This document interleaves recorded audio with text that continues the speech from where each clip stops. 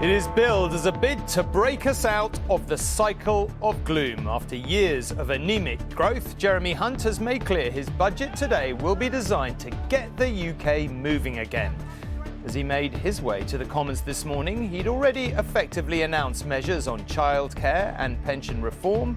But now it is make or break time for this still relatively new Chancellor. His party languishes in the polls, his country at the bottom of the growth tables of leading nations. So what can he do about it? Anushka will be here in the studio to take us through what the Chancellor has to say. Joel will do some rapid mental arithmetic to tell us what it all means. And Robert will, of course, join us from Westminster, where he's just popped up. It is a budget, we are told, with big ambitions, but can it possibly match its advance billing?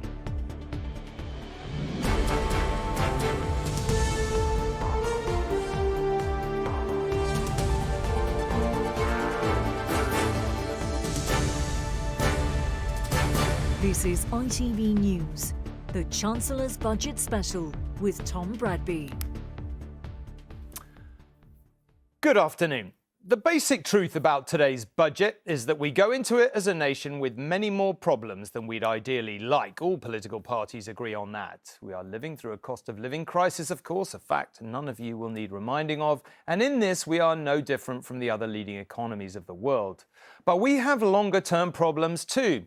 Ever since the colossal financial crash of 2007-8, we've had a real problem with growth, which of course means less money coming in and therefore less to spend on public services or tax cuts. The pandemic was another blow, but we've also had Brexit, which so far has not provided the benefits promised, though its supporters insist it is still early days. So in short, today is really, really important. How can we grow faster? The Chancellor believes he has some answers. This is the scene in the Commons where Prime Minister's Questions is well underway, and we will take you there as soon as the Chancellor gets to his feet. But first, let's take a look at what we can expect, or what we think we can expect. Anushka is here and will be taking us through what the Chancellor has in that red box. Anushka, just for a radical change, it feels like we already know quite a lot of it already. Yeah, we know that Jeremy Hunt is calling this his budget for growth, including getting people back into work. And he has a little help. The magic money tree has conveniently thrown up an additional £30 billion, according to the Institute for Fiscal Studies. Now, that's because of falling wholesale energy prices, among other factors. Now, sources insist that the Chancellor isn't going to spend it all at once for two key reasons. In the longer term, debt. The government's primary fiscal rule is to get debt falling by 2027, and you can see we're going the opposite way right now. In the short term, it is that government mantra of inflation. The aim to halve that rate is why Treasury folk tell me Jeremy Hunt will try to be restrained when it comes to, for example, public sector pay, with no new money expected today. But inflation is falling, as you can see, and we will get a new forecast that will feed into ongoing talks with health unions, so there could be more money at some point. Now, Paul Johnson of the IFS says the government shouldn't use inflation as an excuse. He says it's all about choices. After all, we are expecting a fair bit of spending today, £6 billion on freezing fuel duty. £4 billion on expanding free childcare to 1- and 2-year-olds, keeping the energy price guarantee until June, and a cut to pension tax for the wealthy to try to discourage early retirement. But when it comes to other big tax cuts, the inflation mantra is back. Jeremy Hunt will urge many Tory MPs to be patient and is expected to raise corporation tax from 19% to 25%, but with really big new allowances to boost investment. And then one last bit that could be quite controversial, tougher benefit sanctions to push people back into work. So a budget with some carrot, but plenty of stick. OK, Anushka, let's see. For now, thank you very much indeed. Now, you might wonder, why does so much of a budget get leaked? Well, partly to allow the government to set the narrative, and partly because you have a lot of... You could really argue this is the most consequential political day for all of us in a year. There are many measures the government wants to make sure each of those has their place in the sun, I suppose you would say. But let's go to Robert at Westminster. Robert, how will you be looking at today? What are you looking out for? What do you expect? Well, actually, as you already said, Tom, it is all about Britain's growth prospects, because if we can't grow, then there are not enough tax revenues to fund the public services that we feel we deserve, and living standards can't rise. Now, there is a bit of a following wind compared to where we were in November when it comes to growth. Interest rates are probably rising slightly less around the world than we feared just a few months ago, partly because of that banking crisis in America, and partly because around the world probably the inflation pressures aren't quite as bad as they were. And of course we've seen a significant reduction in energy prices. But there have been forces moving in the other direction, such as people dropping out of the labour force. So there are again slightly better figures on that announced yesterday. But as I say, I do expect this Chancellor to frame his budget all about measures to boost growth, and there are essentially two buckets of measures. One is about encouraging businesses to invest. The most important thing in that area will be what are known as 100% capital allowances, and that allows companies, if they invest in plant and machinery and possibly in other things as well, to reduce their taxable revenue by that amount, which means they pay less tax. That's really important at a time when the corporation tax is going up from 19% to 25%. And then there's a whole series of measures to try and get people back into work, and as Anushka has already said, the most eye-catching and expensive of those is the £4 billion he's allocating to giving 30 hours of free childcare to parents with kids of 9 months to 2 years old.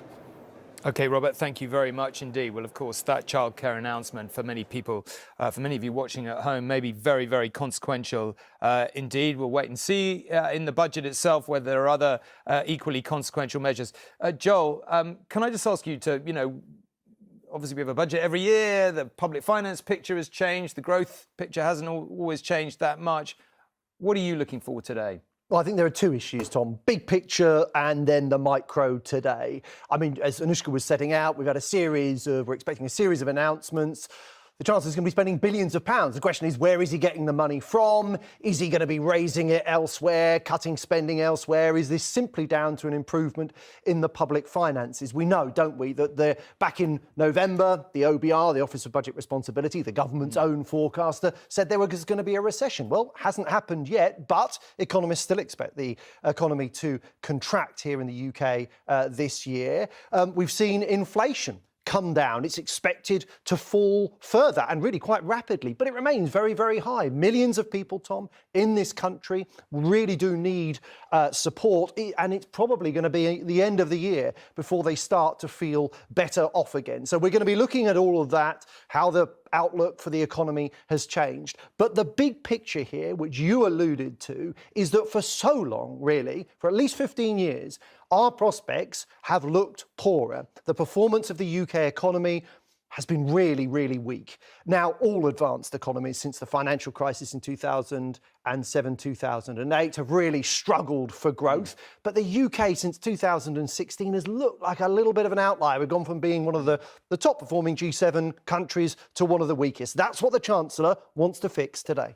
OK, that is the big question. We'll have plenty more from Joel and Robert and Anushka as we analyse what the Chancellor says. And of course, we'll have the budget itself. It's just a matter of minutes away. You can see them there at Prime Minister's questions in the comments. So do come back after this very short break.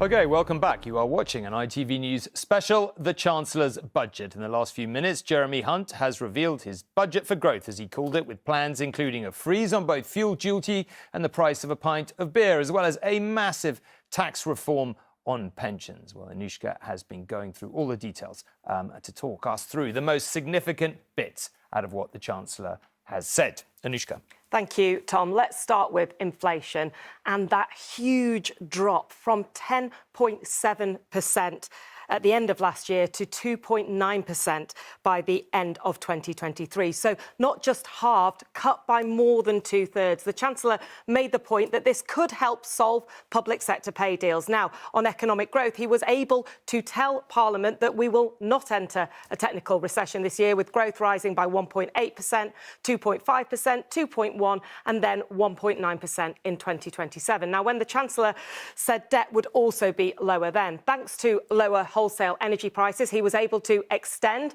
the £2,500 energy price guarantee until June, as expected. There was also that big push on getting people back into work, including raising the annual tax-free allowance on pensions to £60,000. But as you heard, he totally abolished the lifetime allowance. That is a lot of money for wealthy older people and some debate over whether it will mean people do work for longer. We also had that big childcare package, including new ratios and 30 free hours extending to children over 9 months. There was also a big drive to get more disabled people back into work, which could be controversial, and tougher benefit sanctions. People working up to 18 hours will get more support, but will also face losing benefits if they don't look for extra work. That is up from 15 hours. That could hit single parents. On business, corporation tax not mentioned, so going up as predicted, but full expensing, allowing businesses to claw back 100% on investments into things like IT and machineries. And then duties. Fuel duty frozen for a year, with last year's 5% cut kept in place. And then what he called the Brexit pubs guarantee. Hunt said that leaving the EU had let him increase draft relief, so duties on a beer in the pub can be up to 11p less than in supermarkets. He said he was freezing duties on a pint, but sadly not on a glass of wine. OK, Anushka, thanks very much. Joel, let's come to you. So many talking points. What are you most focused on? Well, I mean, I think the big picture here is that the OBR has taken a very positive view, actually, of the changing fortunes of the economy. They think the downturn will be shorter and shallower. The prediction of a recession, Tom, has gone. In the medium term, from 2025 onwards, they think the growth is going to be hovering around 2% a year. We take that even in normal times.